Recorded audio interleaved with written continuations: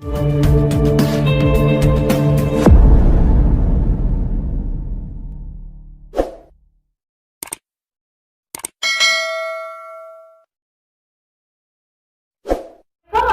wabarakatuh. Kembali lagi dengan saya Enantusnya Superman, mahasiswi Universitas Islam Negeri Sunan Gunung Jati semester 6 kelas A. Di video sebelumnya kita sudah membahas tentang bangun ruang. Nah, di video sebelumnya kita sudah membahas beberapa dari bangun ruang. Yang pertama ada kubus, balok, limas, prisma. Nah, kali ini kita akan membahas materi tentang tabung. Sebelum masuk ke dalam materi tabung, kita simak dulu video yang akan ditampilkan ini.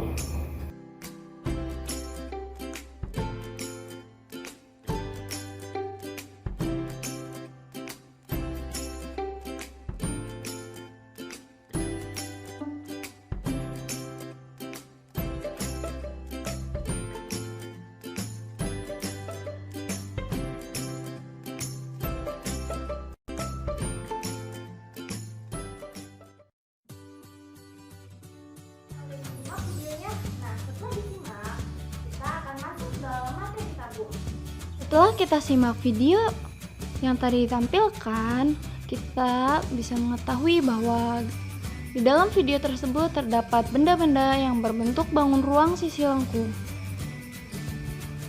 Nah, bangun ruang yang terdapat dalam video tersebut yaitu ada bangun ruang tabung. Seperti gambar berikut, berbentuk apakah benda-benda di bawah ini? Di sini ada kaleng susu, ada batu baterai, teropong, tabung gas, bedug, gelas, botol minuman. Ya, betul.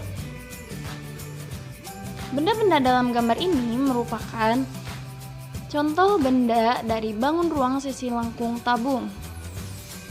Nah, yang dapat kita simpulkan yaitu dalam istilah geometri, tabung atau silinder adalah bangun ruang 3 dimensi yang dibentuk oleh dua lingkaran identik yang sejajar dan sebuah persegi panjang yang mengelilingi kedua lingkaran tersebut.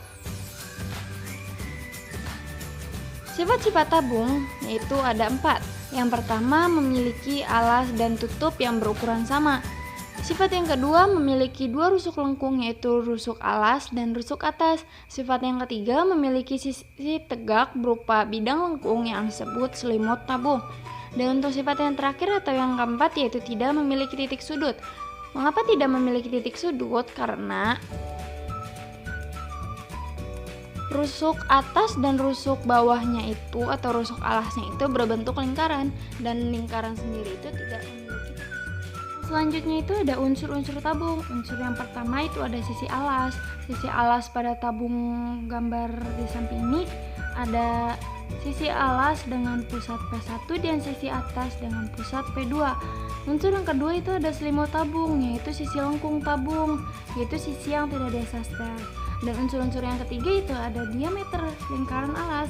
Diameter pada gambar itu sisi AB. Nah, untuk jari-jari lingkaran alas yaitu garis P1B atau P1A, dan ada P2C dan ada P2D. Dan perlu diingat lagi bahwa jari-jari merupakan setengah dari diameter atau kebalikannya. Dan yang terakhir itu ada tinggi tabung. Nah, tinggi tabung ini jarak antara titik P1 dan ke P2 dan titik P2. Yang selanjutnya ada rumus-rumus dalam tabung. Yang pertama itu ada rumus luas alas atau rumus luas lingkaran yaitu pi r kuadrat. Dan yang kedua itu ada rumus luas selimut tabung yaitu 2 pi r kali t. Yang ketiga ada rumus luas permukaan tabung yaitu 2 pi r dikali t ditambah 2 pi dikali r kuadrat. Dan rumus yang terakhir itu ada volume tabung yaitu pi dikali r kuadrat dikali t. Pi di sini diingatkan lagi yaitu bisa menggunakan 22/7 atau 3,14, dimana jika kita menggunakan pi dengan nilai 22/7 yaitu jari-jarinya bernilai 7 atau kelipatan 7. Nah, sedangkan untuk nilai pi 3,14 yaitu dengan nilai jari-jari atau diameter selain dari kelipatan 7. Nah, yang selanjutnya ini ada jaring-jaring tabung. Di sini ada 4 bentuk jaring-jaring tabung. Salah satunya ada yang bukan merupakan jaring-jaring tabung. Nah, menurut kalian yang manakah yang bukan merupakan jaring-jaring tabung? Ya, jawabannya itu gambar yang C. Karena jika dibentuk tabung, gambar C ini tidak memiliki sisi alas, atau salah satunya itu tidak memiliki sisi atas. Jadi hanya memiliki sisi alas saja atau sisi alas saja. Nah, selanjutnya ada luas permukaan tabung. Rumusnya itu tadi luas permukaan selimut ditambah 2 kali luas alas, dengan luas selimutnya 2pi dikali R dikali T, dengan T tinggi tabung, R jari-jari, ditambah 2 kali P dikali R kuadrat, yaitu sisi alas atau sisi lingkaran, luas lingkaran. Nanti ada contoh soal. Contoh soal yang pertama itu diberikan tabung dengan tinggi 28 cm dan jari-jari 7 cm. Hitunglah luas permukaan tabung di atas. Nah, seperti cara mengerjakannya. Luas permukaan sama dengan 2pi dikali R dikali R ditambah T.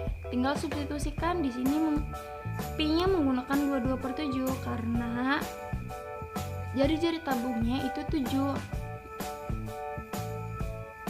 Nah, setelah disubstitusi dan dijumlahkan, dioperasikan, ditemukan bahwa luas permukaan tabung yang diberikan yaitu 1540 cm². Contoh soal yang kedua, seorang pengrajin topi pesta ulang tahun mendapatkan pesanan topi dari pelanggannya. Topi tersebut berbentuk tabung. Pelanggannya menginginkan topi itu memiliki ukuran diameter 28 cm dan tinggi 30,5 cm.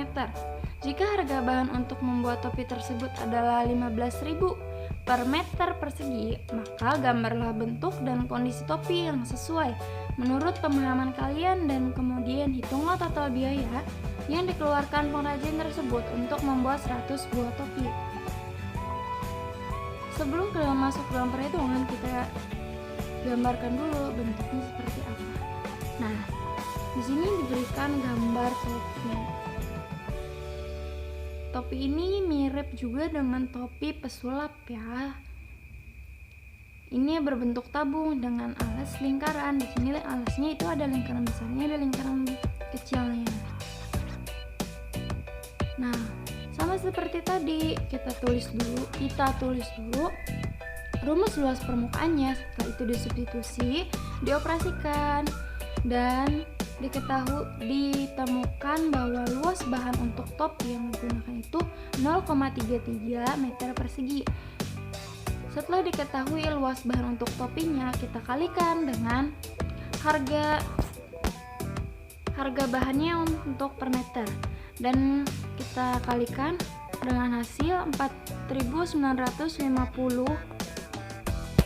Jadi biaya bahan yang dikeluarkan untuk membuat 100 topi adalah 100 dikali 4.950 sama dengan 495.000. Nah, oke teman-teman, penjelasan tentang materi tabung sudah selesai, dan semoga materi yang saya sampaikan dapat bermanfaat. Ya, dan saya wassalamualaikum warahmatullahi wabarakatuh.